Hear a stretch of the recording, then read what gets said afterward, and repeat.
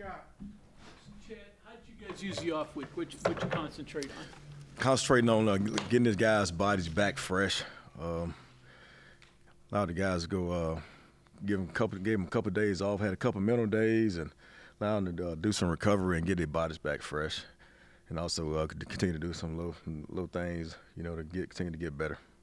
That temptation as a coach to push them in the off week and grind, Yeah. but obviously you need to recover. Or is that line? Well, it's for us. We had a series of physical games in a row where the guys really, was physical and and put their bodies through a lot physically. So we wanted to get those guys some time off, and we pushed them a little bit. Once we got going, we pushed them a little bit, but we wanted to get those guys recovered. We got a veteran team for the most part with the guys up front and the quarterbacks in the back. So typically you got some inexperienced guys and some younger guys that don't necessarily know how to handle the having some days off or whatnot. But with the group we got, a veteran-laced team, those guys, we had no issues with those guys understanding when to turn it on.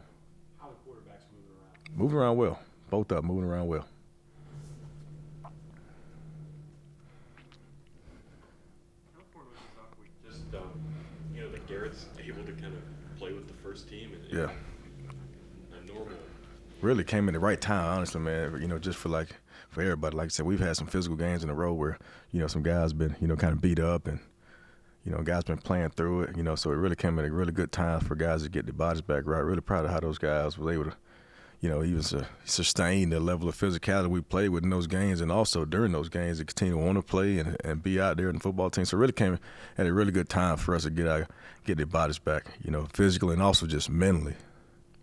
Neil mentioned to get where you want to be, you got to be able to throw the football more. Yeah. You got to be more of a passing game Mhm. team, even though you're still, running Yeah. first.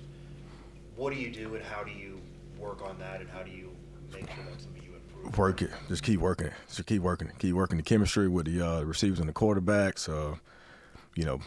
Throughout practice, that's what we've done a lot of. We've had some extra days of, practice, with this bye week, and so we've done a lot more throughout the team periods of implementing a couple more pass concepts, a couple more pass plays during those plays. Trying to do a lot pre-practice wise with the offensive line and the running backs to work on run games. So when we go to the team periods, we can work more pass, so we can to work on that chemistry with those guys. Defensively, they've given up yards, but they've caused turnovers. I think their Yeah. turnover margins.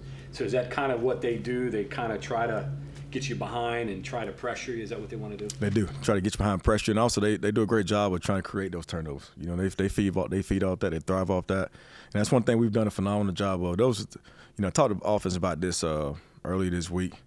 Two of the things we wanted to focus on primarily that hurt us, in the last couple of years, we're obviously preaching out penalties. I think right now we're first in this conference in the least amount of penalties, which is really good. We really focused on that, harped on that, and that's something daily. And we really focused on ball security, and we've done a phenomenal job taking care of the football as well. And so we emphasize that absolutely every day. We actually just watched that again today. This will be our second time here in the last couple of days watching a ball security reel, which showing those guys how those guys go about trying to get the football. So throughout practice on our work days, we can work on that. What does it take to be effective, successful with play action in your offense? So run the ball, and we are running the football. So, we just got to be able to throw it and catch it. Be honest with you, because the question you asked, what it takes to be successful with the play action pass is having a successful run game. We've shown the ability to be able to run the football. So, we're getting the bite from, linebackers in that regard. We just got to be able to throw it and catch it. And say, like I said, we've done a great job this week of implementing a lot more pass concepts throughout team periods and did a great job. I really praise the guys this morning. We did a great job throwing and catching the ball yesterday. They've got a couple of guys that were in your system. Mm-hmm. Do you have to be mindful of that, knowing your signals, how you practice, how you prepare? Do you have to keep that in mind? No, not really, because we're always changing those signals, all the time. So, not really. Your thought of the development of some of the young receivers that are playing for you a lot now? Yeah. Rodney, Traylon Ray, Hudson, even redshirt freshmen? Again, even with that bye week, that was very instrumental too, getting those guys extra work. We've been doing a lot of what we call Monday Night Football, and so those guys have been practicing. We also get a little extra work with those guys with the Monday Night Ball. So those guys just continue to get reps, get looks, get used to, playing, certain coverage looks and how to adjust to it, and also just, just the actual, the process of getting the signal, getting lined up fast, and being able to, not just get lined up fast, but also be able to look at defense and have an idea, what route you're going to run and how you're going to adjust your route. And that's been good for those guys. They're playing a lot more confidently right now. You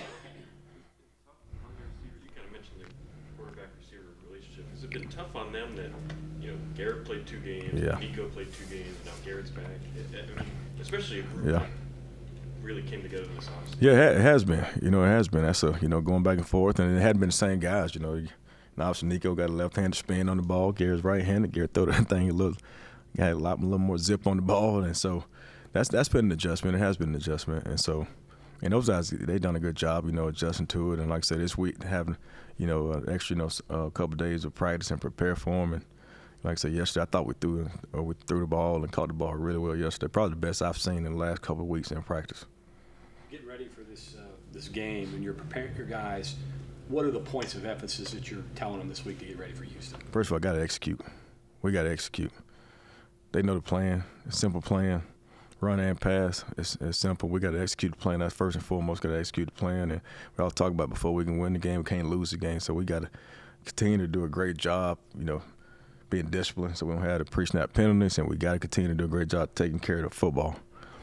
And then guys, we talking about the guys. I've been really emphasizing this the last several days. Guys got to make plays beyond what we can coach. The game plan is simple. We obviously got to be more explosive. The game plan is simple. They know it. The confidence is there. They got to have the courage to go out there and take risks and do things beyond what we can coach. Is that falling in line with Jaheim and Rodney Gallagher a little bit? Those guys need that space? They are. They electric in space, and you'll see those guys a lot more. They can do some special things with the ball in their hand. Obviously saw Jaheim do some things, and Rodney's done some good things too in the last game. So you see a lot more of those guys. Along those lines, explosive play, some of that just comes down to breaking a few tackles, right? Absolutely. Absolutely. And we talk about that too. And those 4 things we talk about all the time: and produce and make miss, break tackles, yards out the contact, explosive plays. And you're exactly right. We got to win the one-on-one battles. And then we also talked about today, we got to do a phenomenal job of, creating explosives, just, blocking after the catch. When other guys catching the football, we call it activity after the catch. Go block after the catch. Your offensive line is the strength of the team. Absolutely. You might go without your left side. Yeah. What kind of adjustments does that force you to make? Not so much personnel-wise, but I mean, does it affect play calling? Not schematically, not really. Those guys, both those guys, Nick Malone, he hadn't had as much playing time as like Quay Hubbard. Quay Hubbard's obviously had an extensive amount of playing time starting for us last year. And Nick Malone's got a lot of work. He's playing a lot of ball. So, not really. Obviously different players, but in terms of schematically, not changing anything schematically. Those guys got to be able to go out there and do it. Second half of the season for a young, true freshman, I assume that they're starting to get experience, but how big of a leap can they make as you move into the second half? I think a huge. Rodney or a Jaheim? I think a huge leap. Both of them have, they've got some playing time, some experience, and it's played in some, some weight games, obviously to get, example, kind of get, whether it be jitters or nervousness or whatever that feeling is, they kind of got that out of the system a little bit, and then we've had success. We come out on the winning end of it, so they're in a good state of mind, and so this bye week come really good time where they feel like, man, I've done some things, I made some plays, man, so I'm ready to go and see what else I can go do. I know the goal is to improve in areas that you're deficient, but you've got enough games now where do you determine this is who we are, this is what we have to be, as opposed to trying to strive. Obviously, you're going to try to continue to strive in the passing game, but what point is that when you're like, this is who we are? Yeah, well, we are a running team. That's who we are. I mean, that's who we are. It's funny. I mean, Wyatt Miles was saying that exactly. He said, man, I love it, Coach. We, to go out there and play at the level of physicality and, that we playing with and go and dominate in the trenches. That's who we are. We're a running football team. That's our identity. We got no issues. Sometimes it's certain, in the past, you like, I don't know who we are. Who are we? We are a running football team. We blue collar. We physical. We play tough. Those guys strain. But we got to be able to, pass the ball, and take some shots and make some plays down the field. And we got receivers that can go throw it. And I told the guys today we got great throwers, we got great runners, we got great catchers, we got great throwers. So we got the ability to go do it. We just got to be able to do it. And when the opportunity comes their way, they got to make that play. But that's who we are. We're a running football team. That's our identity. But we got to be able to pass the football, to lighten up the box numbers and also just gives us a better chance to, shorten these drives. We got explosiveness and we got the playmakers and the talent to not take, 10, 12 plays to go score on the drive, That's better than not knowing who you are after 5 There's games. no question. So, There's at no that question. point, There's no question. You're absolutely right. What do you think has held the offense back from being more explosive so far this season? If you could pinpoint. Well, we got to be able to pass the ball. We haven't been able to pass the ball as good as we want to. And also from a run game standpoint, we got to be able to break more tackles, and then it's 1 to 2 reads a game that we're missing, in terms of our discipline, where those you can't see it. You're from the sideline, you don't see it until it's on film, and the back has missed 1 or 2 reads a game. That's a huge one. That's an explosive play or a possible touchdown, and those are ones you can't miss. You're gonna get your 4, you're gonna get your 5, you get 2, get 3, but then you get an opportunity to hit that 50 yard, you can't miss it. And for last 2 games we missed 1 or 2 of them, so that can't happen.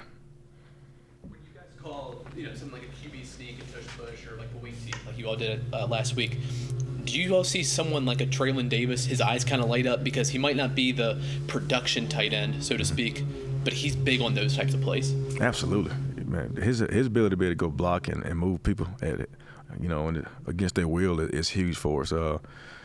But we try to find a way to utilize all those guys, utilize their strengths, and that's what we're trying to do in that area. Obviously, as you get closer to the end zone, it's tougher to get in that bad for everybody's all packed in. So, we got to do a great job being disciplined, playing great pad level. But, Traylon's obviously, phenomenal. In production, obviously, he ain't the true pass catch tight end. He can do some things with the ball. He may not go as far, but he does a great job blocking for us, and we need him to continue in that role. How long were you guys holding on to the wing T stuff? For a while now. I was surprised he caught it, but for a while now. We didn't execute and get in the end zone, so that might be the last of the week, too. How often do defensive linemen hold and get called for? Every play. Every play. Now, does it get called? No. I tell you what, speaking of that, man, it's funny because I got to have better body language on the sideline when it happened. I thought it was a hold against us. But Zach Frazier did a phenomenal job. This first time I ever seen I want to say it's one of the first times, at least in a long time, I've seen defense get called for holding. We got it called twice the other day. That was a savvy play by the center. Really good savvy play by the center. That's something you could never politic for during a game like That's something like, doing something beyond what your coach should do right there. Okay, Yeah. But it never happens, but it also always happens. Yeah, You ever plant the seed with an official during a game? Say it one more time. You ever plant the seed with an official during a game, like, hey, watch out for this? Yeah, well, yes and no, because they go both ways, All right, I guess this is my question. Like, how did that happen? Like, not just one guy, but 2 in a game where you might not see 2 in a whole year. Was it that obvious? I don't know if the first one was definitely that obvious. When you see it on film, it's definitely that obvious. And a lot of it too. I think Zach Frazier did a phenomenal job. He strained so hard, and when he plays, he strains so hard. It's hard not to like it. And like he strains so hard, it's hard not to look at him and say he's holding that guy. So I think the level of strain and effort that he plays with, puts the lineman in a position where they can get called for holding. Because like on that first one, it was so obvious. I mean, he was straining his butt off trying to go get that linebacker, and he just couldn't get him. And you could clearly see his jersey tug, and so the level of strain he plays with and the effort he plays with, puts the lineman in a position to get that called on him. This week off, how Huge. banged up was he? Huge. He needed it big time in every way. He's a new person, like smiling, talking. And so he needed it big time. That was huge for him. Okay, thank you, Coach. Thank you all.